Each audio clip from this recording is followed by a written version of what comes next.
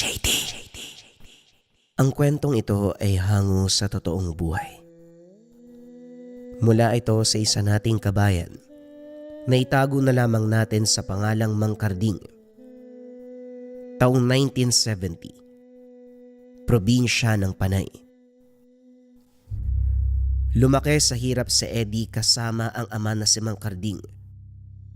Paghulma ng bangko at papag ang kinabubuhay. Sa kawalan ng sapat na salapi, hindi pinalad makatungtong sa paaralan. Isa pa, may diferensya sa pisikal na kaanyuan. Putol ang kaliwang braso kaya mahirap makipagsabayan sa mga normal. Kaya hindi siya lumalabas ng tahanan. Husga at kutya na mismo ang lumalapit. Gayunpaman, para kay Mang Karding hindi dahil may kapansanan, isa ng mababang uri. Minsan ito pa ang pinagpala sa lahat. Kinukonsidera ang anak sa kadayla ng may abilidad na hindi kayang taglayin ng normal na tao. Maging siya, wala ang katangian na ito. Ang abilidad na ito ay natuklasan noong edad 5 pa lamang. Maagang namayapa ang asawa kaya siya ang nag-alaga mula noon. Kasakasama saan man magpunta. Gabi man o abuti ng bukang liwayway sa daan. Isang araw, sa lakas ng buhos ng ulan, hindi magawang makauwi ng maaga. Panay silong sa bahay na mararaanan. Nang binaybay ang kabundukan, makailang ulit tuminto si Eddie. Titig na titig sa masukal na bahagi, sabay sabing may halimaw. Nung una, hindi maunawaan pero napagtanto na habang tumatagal. Nasundan ang pangyayaring iyon nung araw na bumisita sa tahanan ng kumpare. Masama ang panahon kaya napilitang magpalipas ng gabi.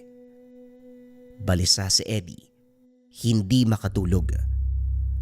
Makaraan ang ilang oras, ginising ang lahat. Sumigaw na may kung ano sa labas. Otomatikong kumilos ang kumpare. Bumunot ng itak at binuksan ang bintana. Hinamon nito ang nilalang na ilang sandali lang ay naglakas loob na magpakita. Hindi naman lumapit. Nag-iwan ng nakakakilabot na angil bago umalis. Laking pasasalamat dahil sa ginawa ni Eddie, nailigtas ang asawang buntis.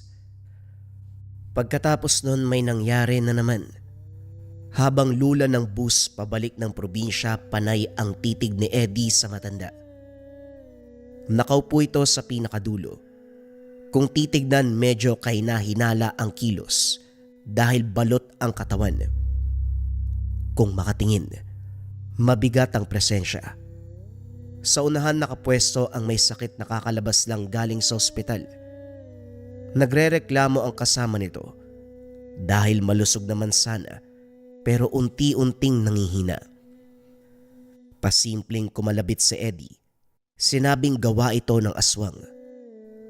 Walang kabog-abog na tinuro ang matanda sa likuran.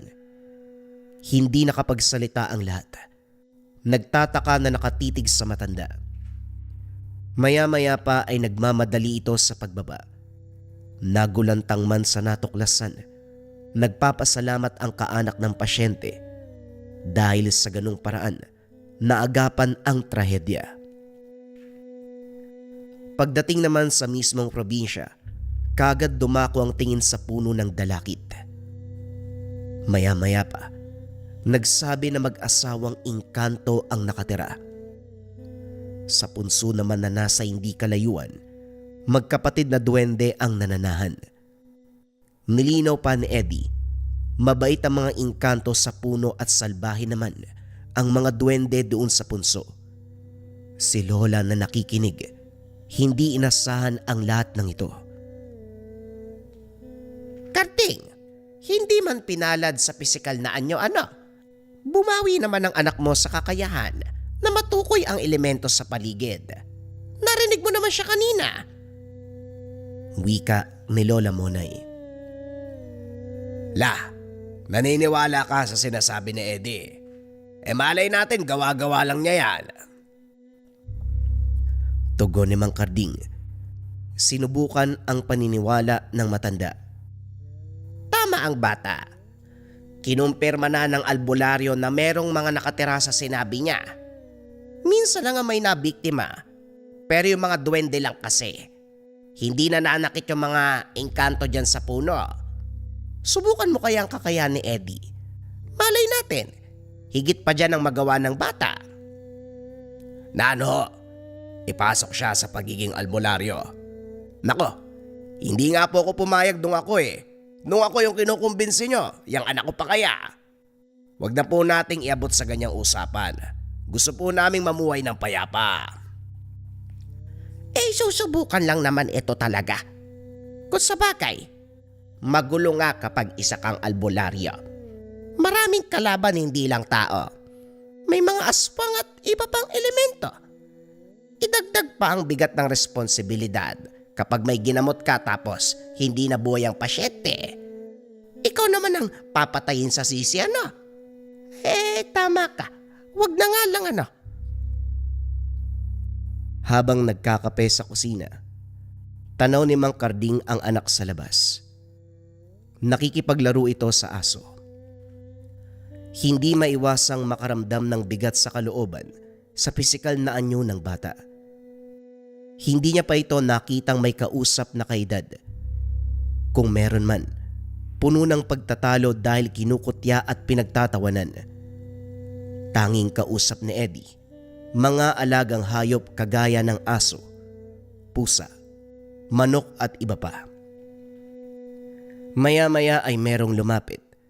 Labis ay kinagulat dahil ang bata mismo ang nag-abot ng palad para makipagkamayan, tanda ng pakikipagkaibigan.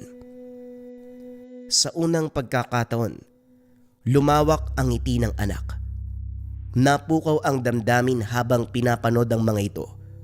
Nag-uusap at nagtatawanan. Subalit sa kabilang banda nawala ang tuwa ng masipat ang salamin. Nakaharap ito kung saan nakapwesto ang mga bata. Ngunit sa hindi inaasahan, refleksyon lang ni Eddie ang nakikita. Anumang kusot ng mga mata ni Mang Karding, hindi ito isang guni-guni. Sa takot kagad tinawag ang anak. Nasilayan sa malapitan ang itsura ng bata. Kakaiba ang kaputian. Maganda ang muka sa malayuan pero hindi ito kaaya-aya kapag titignan ng matagal. Na para bang sa bawat segundo nag-iiba ang anggulo. Pinaghalong asul at berde ang mga mata. Kakaiba ang kislap. Walang guwit sa pagitan ng ilong at bibig. Bumulong ito kay Eddie. Kumaripas ng takbo pagkatapos. Naupo si Mang Karding sa harapan ng anak. Tulalang nakatitig. Hindi makapa ang tamang salita. Maya-maya pa, binasag ni Eddie ang katahimikan. Engkanto po siya. Anak na mag-asawang elemento dyan sa puno ng dalakit. Gusto niya ako maging kaibigan eh. Tay, pwede po ba tayo magtagal dito? Gusto ko rin kasi siyang kalaro eh.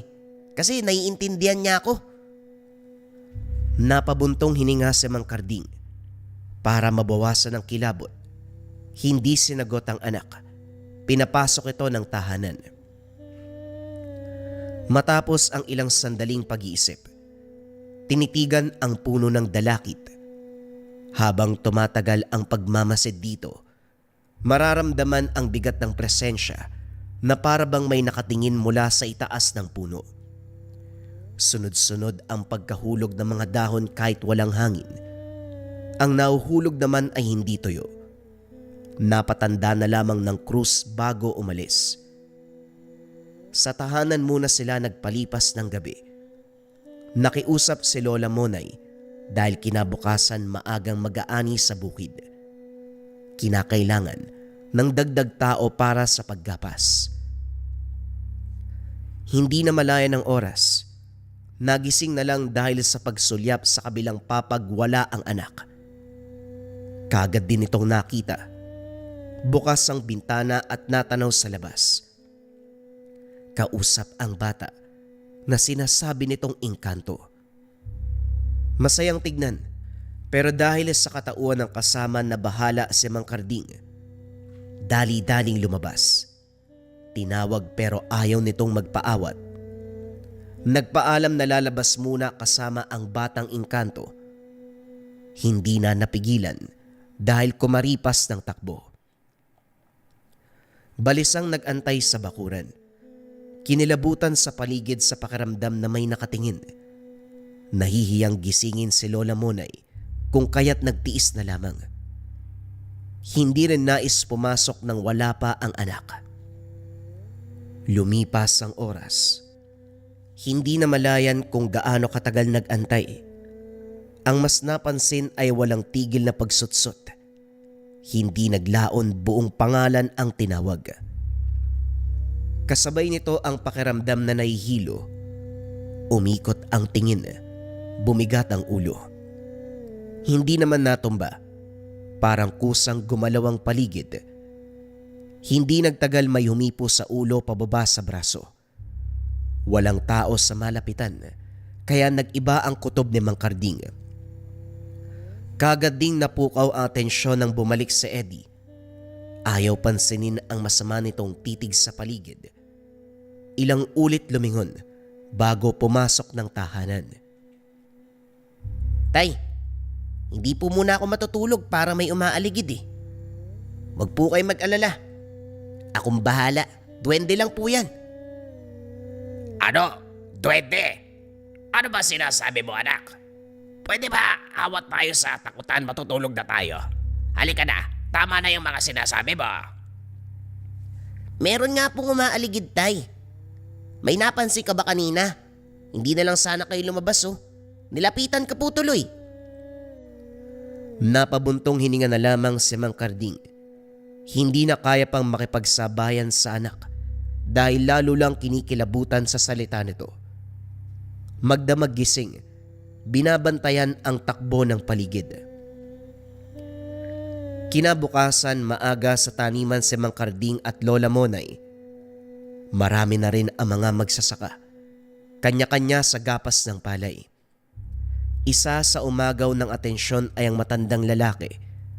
Tahimik itong nakaupo sa bato habang tumitingin sa paligid. Nung una, inisip na isa sa kasamahan, subalit laking gulat nang may inamin si Lola Monay.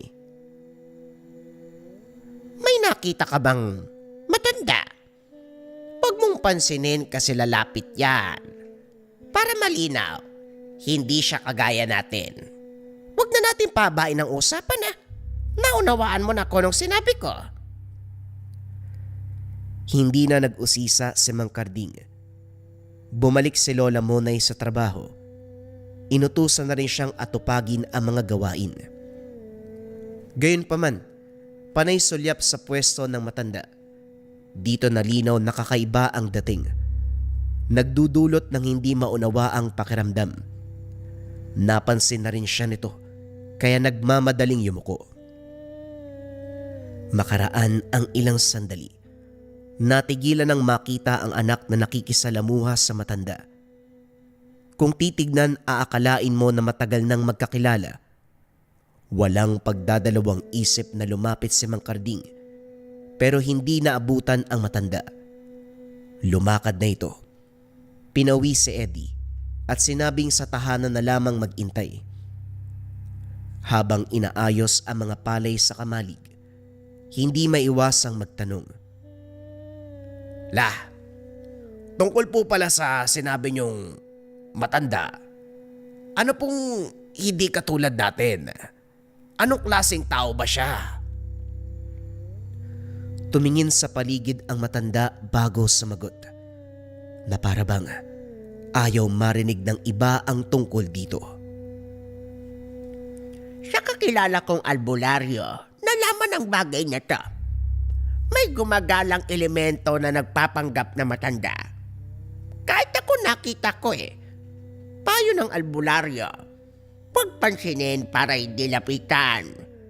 Kapag nagkataon may kalalagyan, swerte na lang daw kung magiging mabait, paano kung masama? Kaya sabi ko sa inyo, huwag nyo nang papansinin. Hindi nagsalita si Mang Karding. Nagpaalam para punta ng anak. Nakita itong naglalaro kasama ang aso. Kagad binalaan tungkol sa matanda. Kaso nagpupumilit ito na walang masamang intensyon. Ilang ulit nagkasagutan hanggang sa natigilan sa pakiusap ng bata. Hindi siya sumagot pero namalaya na lang nakakaiba ang kilos ni Eddie. Naantala ang pag-uwi sa kadahilanang nagkaroon ng karamdaman si Lola Monay. Walang kasama kaya piniling manatili muna. Habang inaalagaan ni Mang Karding ang matanda, may inatupag naman ng anak. Madalas itong lumalabas sa gabi. Bukang liwayway o hindi kaya umaga na ang balik. Sa tuwing tatanungin panay dahilan, hindi rin maunawaan ni Mang Karding. Sa tuwing papagalitan ang anak, may hilo. Bibigat ang kalooban na parabang may puwersang nagpapatahimik sa kanya. Naging ganito ang sitwasyon sa loob ng ilang linggo. Nang tumagal, napagtanto na hindi na tama ang nangyayari. Hindi na rin makausap si Eddie dahil palaging wala.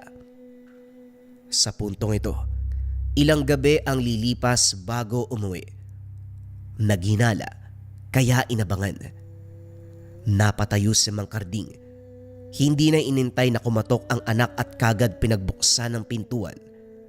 Nagulat si Eddie nang makita siyang gising. Yumuko. Tahimik na pumasok. Bago magtungo ng silid pinigilan ng ama. Kumaglakwatsa ka, parang pinayagan kita. Kailan mo ba sinimulan ng ugali yan? Hindi mo na narespeto ang desisyon ko. Umaalis ka lang kapag gusto mo. Saan ka galing, ha? Huwag mo ikaila. Alam kong nakipagkasundo ka sa nilalang dyan. Natigilan si Mang Karding sa biglang pagsakit ng ulo. Nagsimula na naman ang pakiramdam dahil sinermonan si Eddie. Tatay, hindi naman po ako naglalakwatsa. May mahalaga po akong ginawa. Ang importante, umuwi ako ng ligtas. Umuwi ka nga pero ito ang inaasahan ko eh. Sasakit na naman ang ulo ko. Talaga bang baliwala na lang ang salita ko? Mag-impake ka. Uwi na tayo. Mula nang dumating tayo sa lugar na ito, nag-iba na ang ugali mo. Tay, natagpuan ko yung sarili ko sa lugar na to. Sa totoo lang, ayaw ko nang bumalik sa atin pagkatapos maranasan yung mga bagay na nagpapasaya sa akin. Isa pa, hindi ba sabi mo nun, pinagpala ko sa lahat sa kabila ng kapansanan ko. Ngayon sinasamantala ko po yung pagkakataon na magamit ang abilidad ko. Bakit ikaw po yung pumipigil sa akin?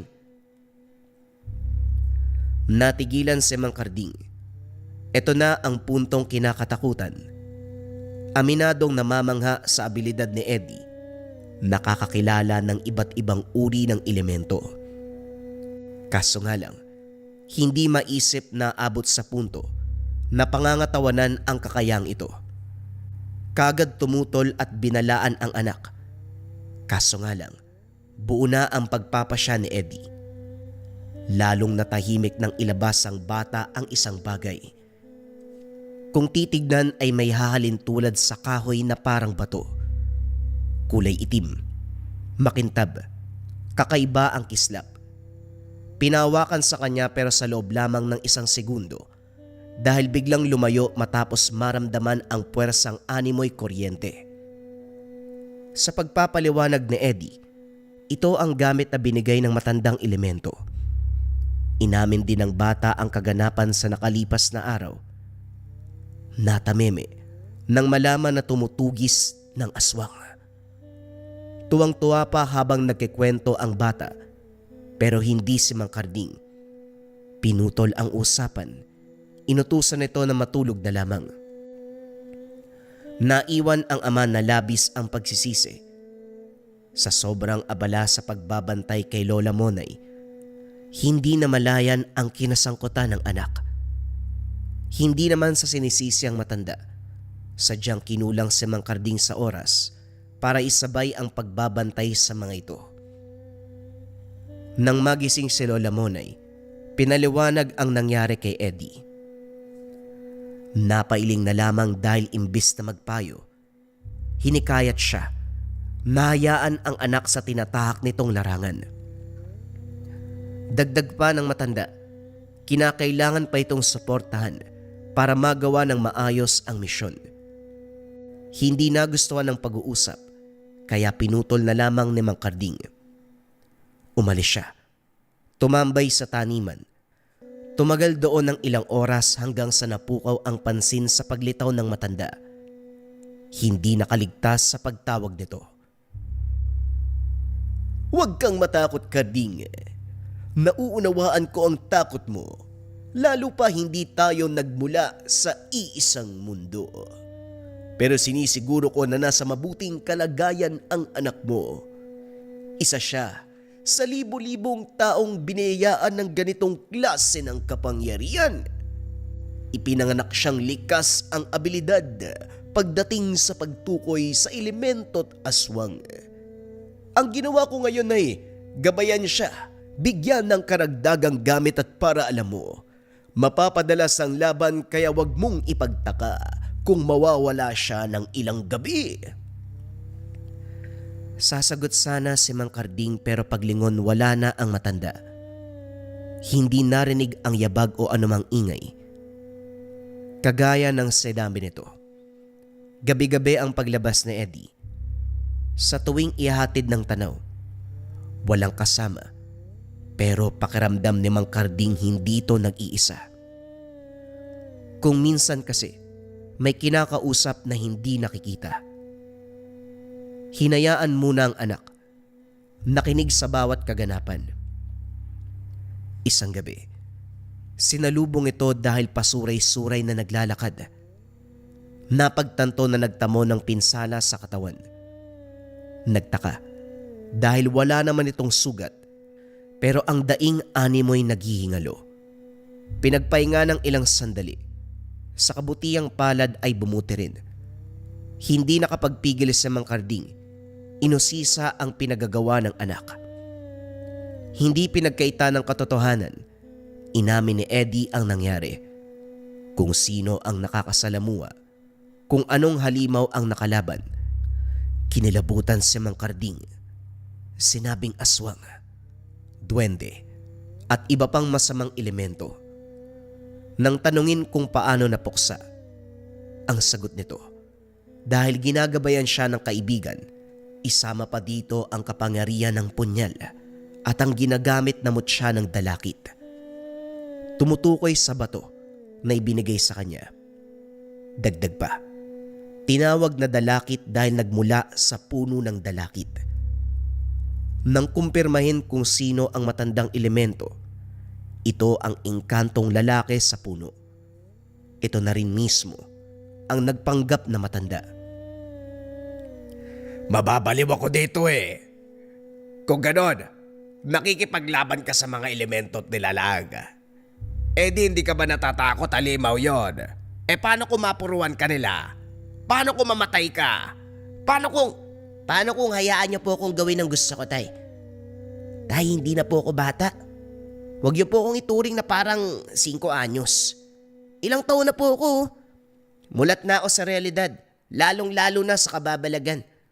Nauunawaan ko nag-aalala kayo pero sinisiguro ko, walang masamang mangyayari. Pangako po yan, Tay. Napabuntong hininga si Mang Karding. Wala nang magawa. Buo ang pasya ni Eddie. Sa katunayan, hindi makapaniwala na sa paglipas ng taon, hindi na namalayan ang edad ng anak. Gayunpaman, bata pa rin ito kung ituring. Sa paglipas ng araw, nagulat na lang si Mang Karding sa nabalitaan. Bumisita sa tahanan ang kakilalang albularyo, si Lola Monay, para suriin ang karamdaman. Mula mismo sa albularyo narinig ang kwento tungkol sa anak. Nang galing sa bayan nito si Eddie, walang takot na inubos ang mga nilalang. Samot-saring papuri ang natanggap. Walang inuurungan, walang inaatrasan. Lahat ng elemento't nilalang ay hinaharap. Matanong lang po, anak ko lang bang nakita nyo? Wala ba kayong napansin na merong sumusunod sa kanya? Meron naman. Hindi mo kailangan mabahala kasi gabay niya yun eh. Malinis ang hangarin ng elemento kaya wala kang dapat ipag-alala. Manong, total, albularyo naman kayo. Sigurado po ba na walang bahid ng kasamaan ng elemento yan? Natatakot ako para sa anak ko eh. Hindi ko nga alam kung paano ko may umabot sa ganitong punto. Tapos ayun siya, nakikipagsapalaran sa mga nilalang. Nako, normal na mag-alala dahil isa kang ama. Sinasabi ko lang, bawas-bawasan mo. Ako na mismo ang magsasabi, isa kong albularyo kaya maniwala at magtiwala ka sa anak mo. Nangangailangan ng katulad niya sa mundong ito. Napabuntong hininga na lamang si Mang Karding. Kahit taong may karunungan man ang nagsabi, hindi pa rin maiwasang maalerto sa sitwasyon. Kinagabihan, hindi mapakali dahil lampas sa oras kumpara sa madalas na uwian.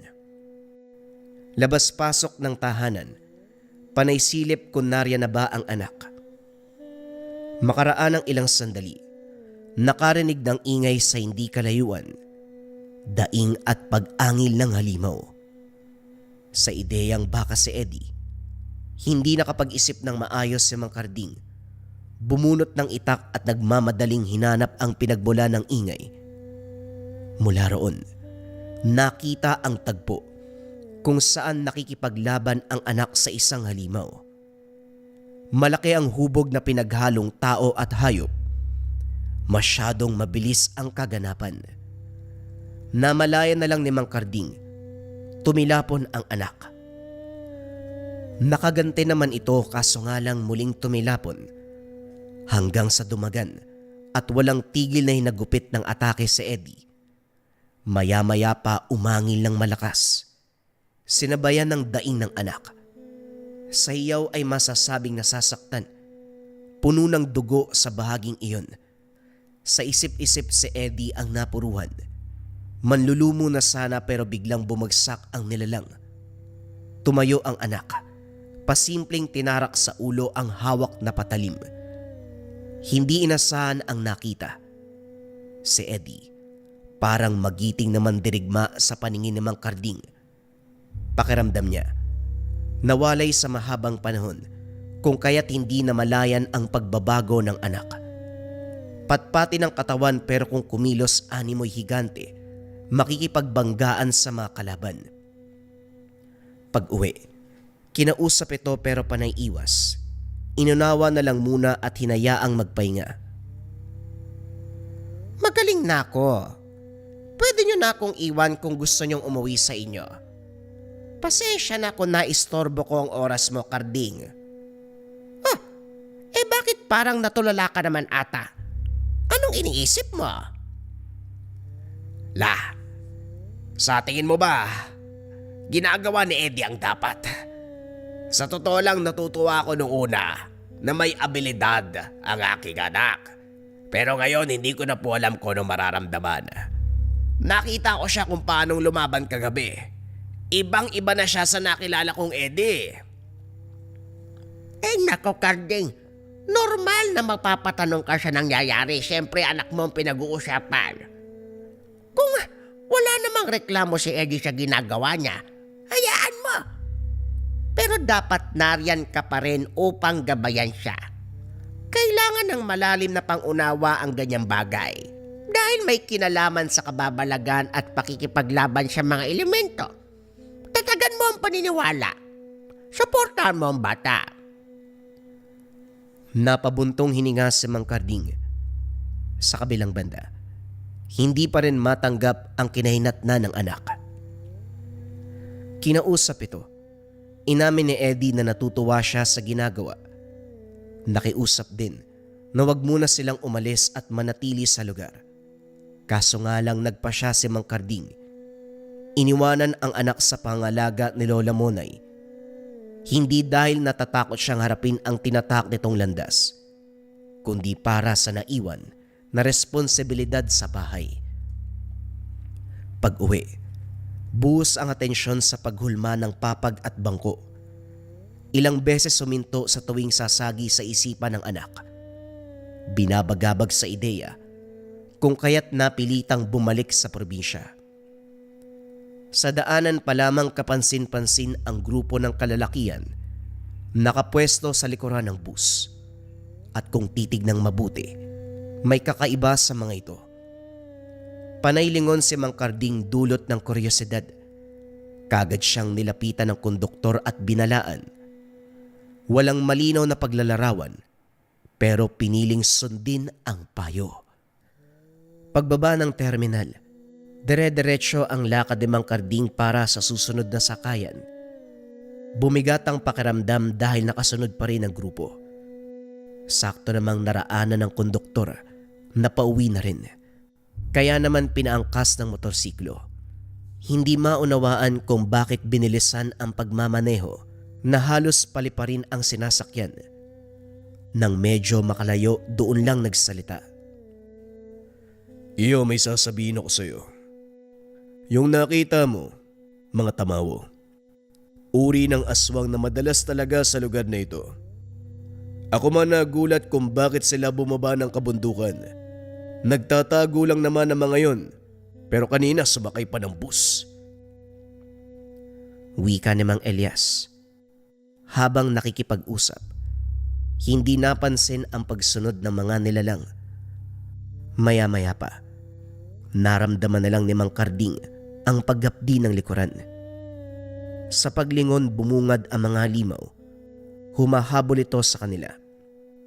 Binilisan ni Mang Elias ang pagmamaneho.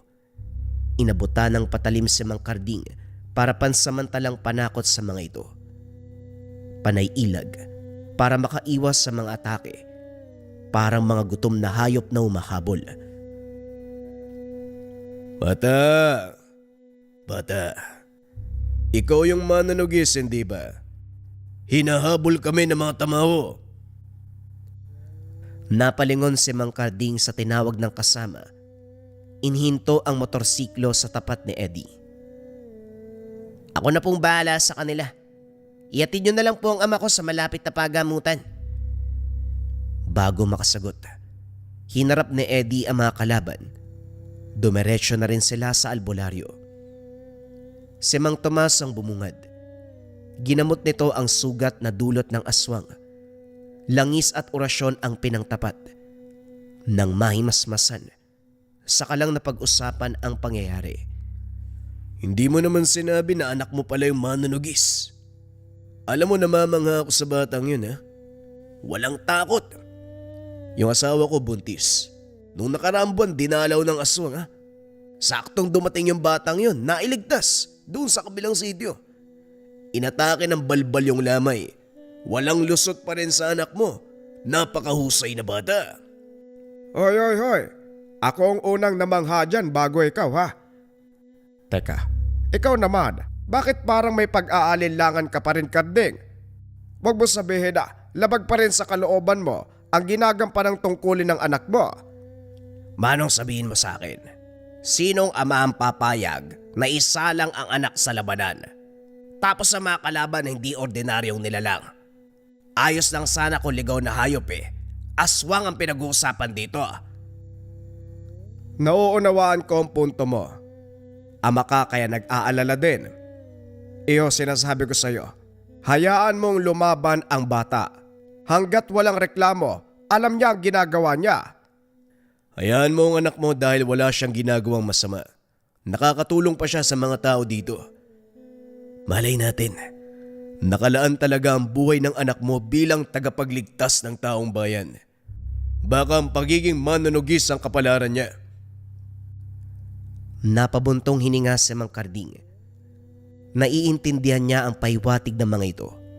Sadyang hindi pa rin siya handang tanggapin na isa ng ganap na manunugis si Eddie. Pagdating sa tahanan ni Lola Monay, naroon na ang anak. Nag-aalala ito sa kanya.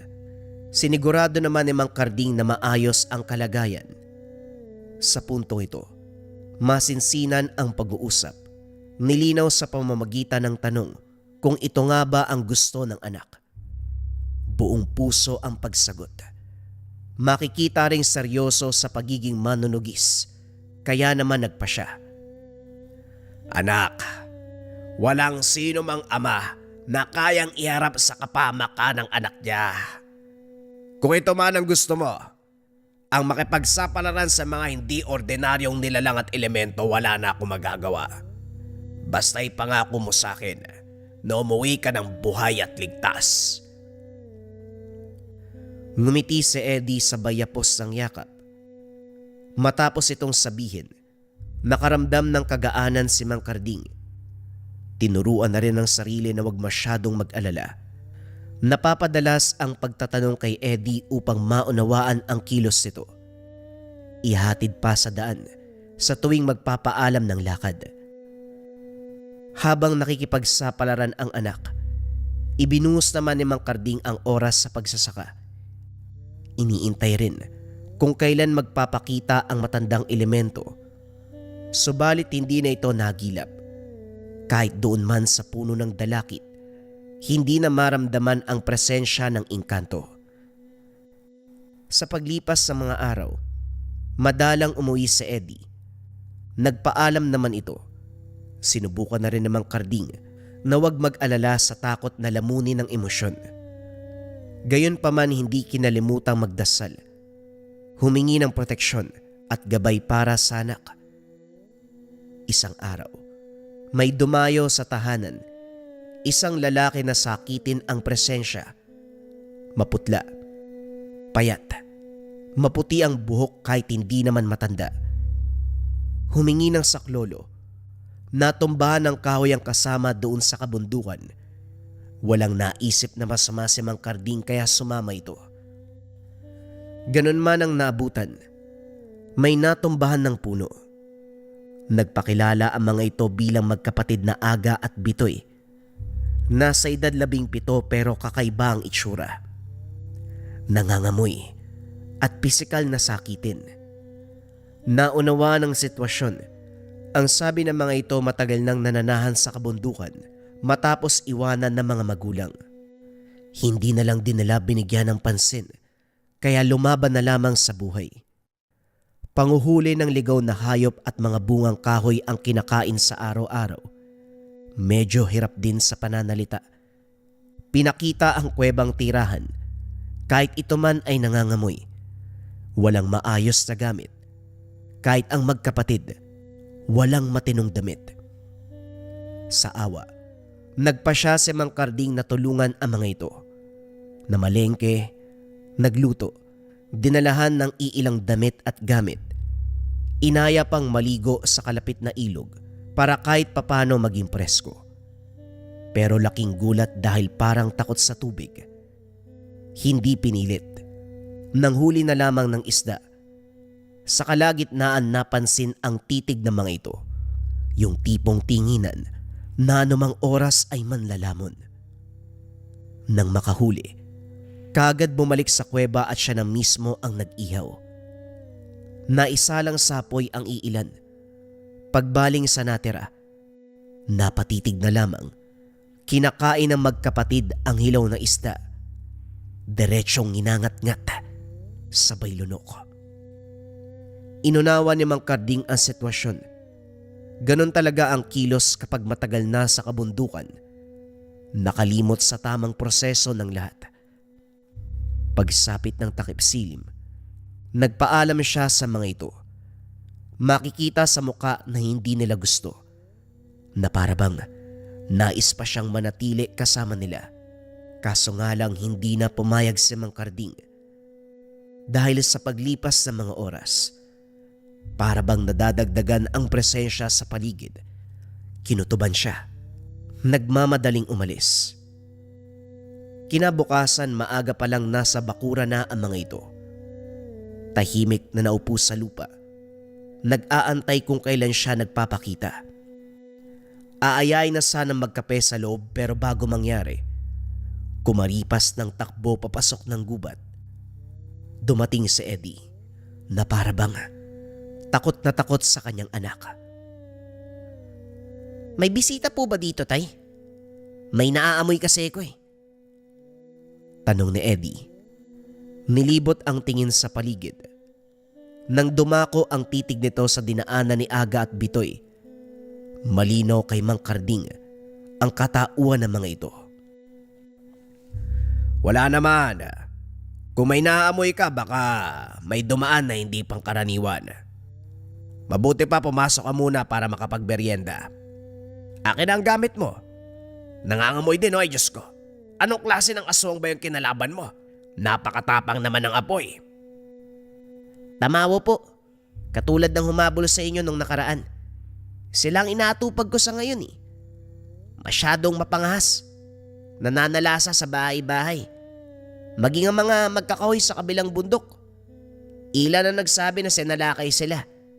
May napuksa ako, pero hindi lahat.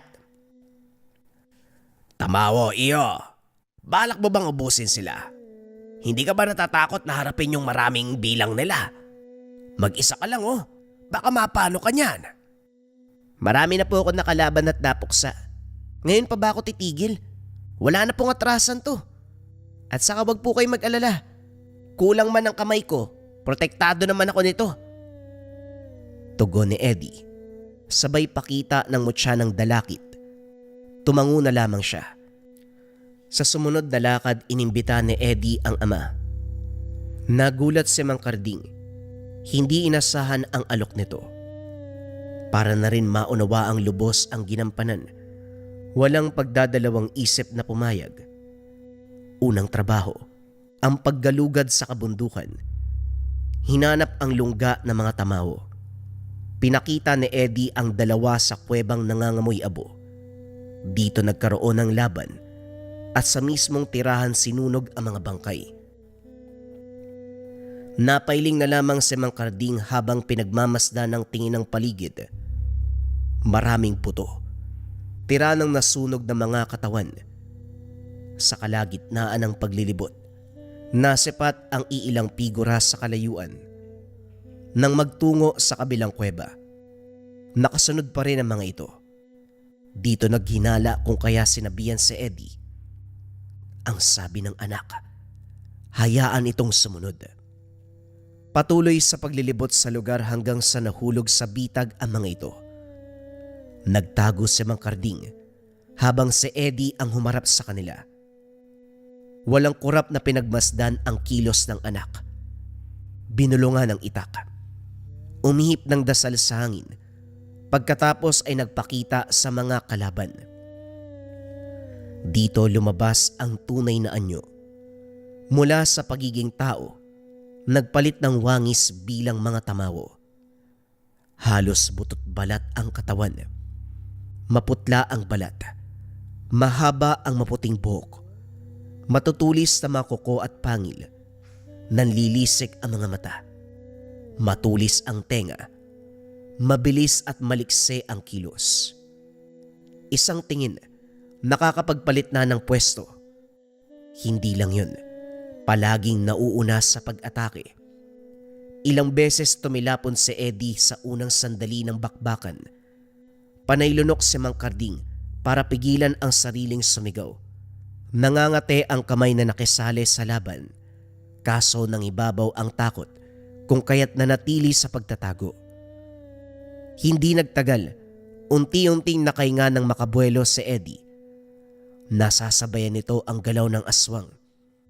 Mabilis na itumba ang isa matapos sumalubong sa patalim. Direktang tumagos sa leeg. Ang kasama sa kabilang banda, nagawang makatakas. Hinabol pero pumigil ang napuruang tamawo. Kahit naghihingalo na, umatake pa rin. Pinugutan ito ng ulo para matapos. Napabuga ng hininga. Tuluyang nakatakas ang isa. Gayunpaman, hindi nawala ng pag-asa si Eddie. Nilisan ang lugar matapos masunog ang katawan. Anak, talaga bang tama tong ginagawa natin? Imbis na sunugin, binitbit pa ang ulo. Ano gagawin mo dyan? Ereregalo lang po natin sa kasama niya. Tay, pwede ka na ding umuwi. Sinamahan mo na ako sa paggalugad ng mga elemento. Hanggang doon lang po ang matutulong nyo. Hindi maaari. Nandito naman ako eh. Sasamahan na kita hanggang sa matapos. Magtatago naman ako kapag nandyan na ang kalaban ha. Huwag ka mag-alala. Maigpit ang pagtutol ni Eddie. Hinatid sa pana ng kabundukan at pinauwi. Pagdating sa tahanan, nagulat na lamang sa nakita. Dugo kung saan-saan. Bakas ng kuko sa dingding at sahig. Pagsilip sa kwarto, nakahimlay si Lola Monay. Wala nang buhay. Wakwak ang tiyan at gutay-gutay ang laman. Nagtanong sa mga kapitbahay, pero wala silang alam sa pangyayari. Ang sabi ng karamihan, malamang sa malamang tamawo ang may gawa. Mabilis kumalat ang kaganapan. Nakarating kay Mang Tomas na nagmamadaling bumisita. Napailing na lamang ito nang makita ang bangkay ni Lola Monay. Sinuri ang katawan. Kinumpirma na aswang ang dahilan. Kapag may manunugis sa pamilya, manggagamot o albularyo, huwag nang magtaka kung merong mamamatay. Hindi nalalayong magiganti ang kalaban kagaya ng sinabi mo. Kasalukuyan pang tinutugis ni Eddie ang angka ng tamawo. Malamang ginantihan kayo sa pamamagitan ni Monay. Teka, parang sinasabi mo na kasalanan ni Eddie ah. Hindi naman alam ng anak ko ang nangyari. Wala nga siya nang maganap yan eh. Iho, hindi ganon. Unawain mo ang punto ko. Hindi ba uwi ang anak mo? Kailangan niyang malaman to para may pagiganti ang lola niya. Inantay ang pagbabalik ni Eddie. Ito man kagad nagluksa nang malaman ang kinahinatnan ni Lola Monay. Nagwala. Puno ng hinagpis. Maya-maya pa nagpa siyang galagurin muli ang lugar para hanapin ang tamawong ng biktima. Hindi napigilan ni Mang Karding. Umalis ito. Pinangakong babalik dala ang ulo ng aswang.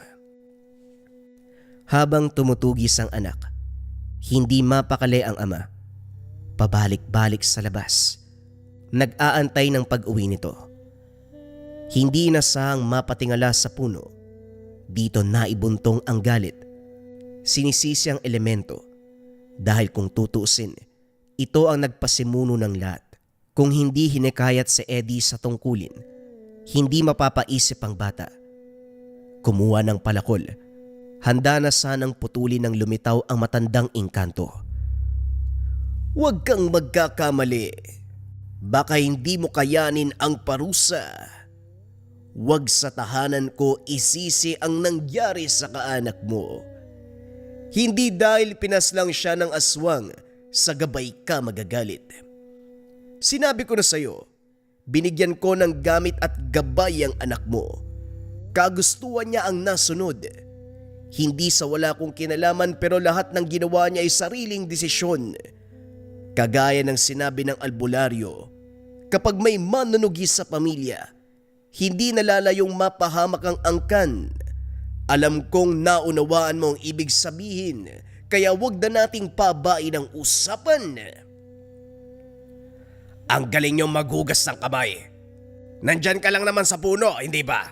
Ang lapit-lapit ng tahanan namin. Hindi mo nagawang pigilan ng aswang sa pambibiktima sa lola ko. Laban ito ng anak mo kaya hindi ako pwedeng mangialam. Pwede ba? Unawain mo ang sitwasyon. Huwag kang magkakamali sa pagputol ng tahanan ko. Dahil kapag nagkataon, hindi kita papatawarin kahit sabihin pang ako ang gabay ng anak mo. Huwag ka rin mag-alala dahil sa mga oras na ito, kinakalaban na ng anak mo ang aswang. May paghihiganti na ang matanda. Hindi pinansin ni Mang Karding ang huling sinabi. Nang ibabaw sa kanya ang makahanap ng masisisi. Nang hindi magawang maputol ang puno, wala sa sariling naglakad. Masyadong okupado ng galit ang pag-iisip, kaya hindi na malayang napadpad sa masukal na kagubatan. Saka lang napukaw ang atensyon nang marinig ang ingay.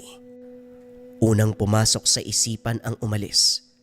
Pero nang sumaging baka si Eddie, nilunok ang takot at hinanap ang pinagmulan. Kagaya ng inasahan, Ang anak ang nakita.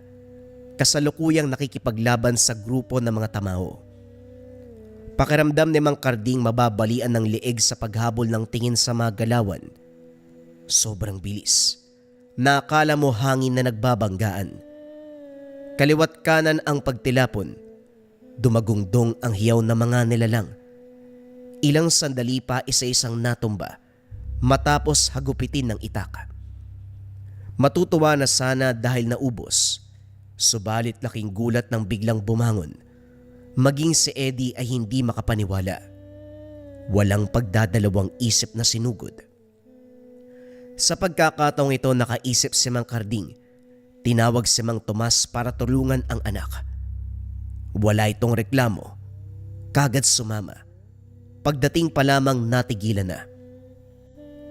Sandali. Parang may mali ah. Bumagsak tapos bumangon. Lumalaban uli. May mali. May mali dito. Sinundan ng tingin ni Mang Karding ang albularyo. Ginalugad nito ang paligid. Hanggang sa tinuro ang nakatago sa hindi kalayuan. Isa itong tamawo na may kung anong ginagawa. Umuusal habang kinukumpas ang kamay. Kinontra ito ni Mang Tomas. Nagpakawala ng orasyon at pinutol ang ritual ng tamawo. Napatingin ito sa direksyon nila. Kumaripas ng takbo. Dito tuluyang naibagsak ni Eddie ang mga kalaban. Iniwan sa ama at albularyo ang pagsusunog ng mga bangkay. Sa kabilang banda, dahan-dahang pumasok ng kuweba si Eddie kung saan nagtungo ang tamawo. Humakbang pa lang, amoy na ang samyo nito. Maya-maya pa tinambangan at nakipagbuno. Sandaling natigil nang dumaplis ang sandata. Nananahimik kami pero ikaw ang nanggulo. Ngayon na gumaganti kami, parang ikaw pa ang galit. Hanga ko sa'yo. Isa lang ang kamay mo pero mabangis kang lumaban. Pumasok ka sa teritoryo ko. Ibig sabihin, hindi ka na makakalabas. Tignan mo ang mga bungo na yan. Hindi mo mabilang sa dami. Idadagdag ko ang sayo. Ganyan din ang sinabi ng mga nakalaban ko eh. Pero dinala lang sa hukay ang banta nila. Para itama ang sinabi mo, hindi ko kayo tutugisin. Kung wala kayong ginagawa, makati ang dila ng mga nasasakupan mo. Bumaba ng kabundukan, nagasik sa bayan. Alangan naman pabayaan ko. Tinuruan ko lang ng kaunting leksyon. Malas nila, hindi kinaya. Masyado ka mayabang. Tapusin na natin to para malaman kung sino sa atin na mapupuksa. Inihanda ni Eddie ang sandata, kaso natigilan na magpakawala ng orasyon ng tamaho. Naguluhan dahil ito ang unang beses na nakasagupa ng aswang na marunong sa ganong bagay. Natigilan siya. Hindi malaman kung paano kukontrahin. Maya-maya pa nakaramdam ng bigat sa dibdib. Nahirapang huminga. Animoy may puwersang pumipigas sa katawan. Maging ang kanyang ulo. Pakiramdam ay mawawasak anumang oras. Malawak ang ngiti ng tamawo. Kinukutya ng tingin si Eddie. Sa kabila ng atake nito, nanatiling matatag. Hindi naglaon may narinig na boses. Tinuro ang nararapat gawin. Hinugot ang mutya ng dalakit. Kinagat ito. Sa hindi inaasahan na tipak, nagkaroon na rin ng karagdagang lakas. Nagawang lapitan ang tamawo. Bago ito makapagsalita, walang pagdadalawang isip na tinaga. Ang tipak ng mutya ay pinalunok. Kagad ng isay. At kahit nasa ganong sitwasyon, patuloy pa rin sa pagsambit ng orasyon. Maya-maya pa, sariling atake ang tumapos ng buhay. Hindi na pinatagal. Iniwan ang kuweba habang nag-aapoy ang katawan ng aswang. Laking pasasalamat ni Mang Karding nang makita ang anak. Pinagsamang pagod at pighati ang pinapaywatig ng muka habang nagluluksa sa kamatayan ni Lola Monay. Bigla itong nagsalita. Tay, binago ko ang tungkulin ko. Sinabihan ko si Tandang Kanto. Imbis na maglibot sa lugar para hanapin ang lungga ng kalaban, kung sino ang nabutan sa daan, yun lamang ang tutugisin ko. Namatay si Lola Monay dahil sa ginagawa ko eh. Iyo, hindi ito dahil sa'yo. Nagkataon lang ang lahat. Huwag mong sisihin ang sarili mo. Lahat ng tao may hangganan. Hindi rin natin mapipilit ang tadhana na patayin tayo sa mas magandang paraan. Kung ang kapalaran ni Lola Monay ay mamatay sa pambibiktima ng aswang, yun ang mangyayari. Mabigat sa loob ang makita ang anak sa ganong sitwasyon. Hindi rin niya pinigilan ang desisyon nito. Pagkatapos ng libing, bumalik ng tahanan at kagaya ng sinabi ni Eddie, hindi na siya nagpupunta kung saan para mahanap ang kalaban, saka lang kikilos kapag may nabalitaan o naaktuhan sa daan. Mas pinili nito ang kapayapaan kumpara sa araw-araw na pakikipagsapalaran sa mga aswang. Sa paglipas ng panahon, hindi tinalikuran ni Eddie ang pagiging manunugis. Kapag kinakailangang rumesponde, nakahandang lumusog. Paminsan-minsan, sinasama siya ni Mang Tomas kapag may kinalaman sa aswang o elemento na hindi kayang mag-isa. Todo suporta si Mang Karding para sa anak. Magmula nun, hindi na rin nakita si Tandang Kanto ang kanyang gabay. Hindi na rin nakabalik sa probinsya, kaya wala nang balita. Gayunpaman, dalawang bagay ang gustong ipabot. Una, pasasalamat dahil sa pagpukaw nito ng interes ni Eddie sa gampanin. Pangalawa, kaunting galit at pagsisisi dahil kahit bali-baliktarin man ang mundo, ang elemento, ang punot dulo ng lahat, kabilang dito ang kamatayan ni Lola Monay. Sa kasalukuyan, aktibo pa rin sa tungkulin si Eddie. Walang kupas ang bangis sa pakikipaglaban. May kapansanan man kung titignan.